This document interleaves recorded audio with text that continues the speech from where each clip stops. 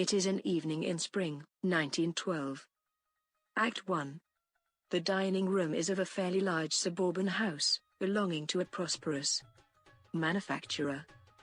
It has a good solid furniture of the period. The general effect is a substantial and heavily comfortable but not cozy and homelike. If a realistic set is used, then it should be swung back, as it was in the production at the new theater. By doing this, you can have the dining table centered downstage during Act 1, when it is needed there, and then swinging back, can reveal the fireplace for Act 2, and then for Act 3.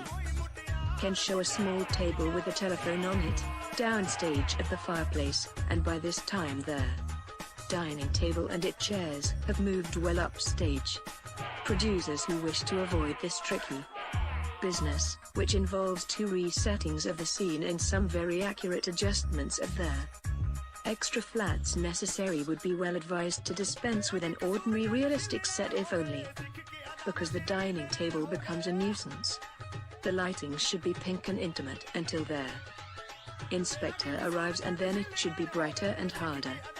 At rise of curtain, the 4 Burlings and Gerald are seated at the table, with Arthur Burling at one end, his wife at the other, Eric downstage, and Sheila and Gerald seated upstage.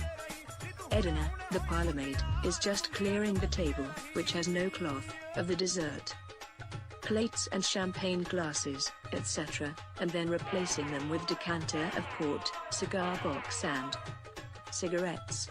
Port glasses are already on the table.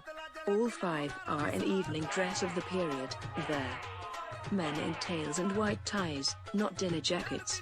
Arthur Burling is a heavy-looking, rather portentous man in this middle 50s, with fairly easy manners but rather provincial in this speech. His wife is about 50, a rather cold woman, and her husband's social superior, Sheila, is a pretty girl in her early 20s, very pleased with life and rather excited. Gerald Croft is a attractive chap about 30, rather too manly to be a dandy but very much the well-bred young man about town. Eric is in his early 20s, not quite a tease, half shy, half assertive. At the moment they have all had a good dinner, are celebrating a special occasion, and are pleased with themselves. Arthur Burling, giving us the port. Edna? That's right. He pushes it towards Eric. You ought to like this port, Gerald. As a matter of fact, Finchley told me it's exactly the same port your father gets from him. Gerald, then it'll be all right.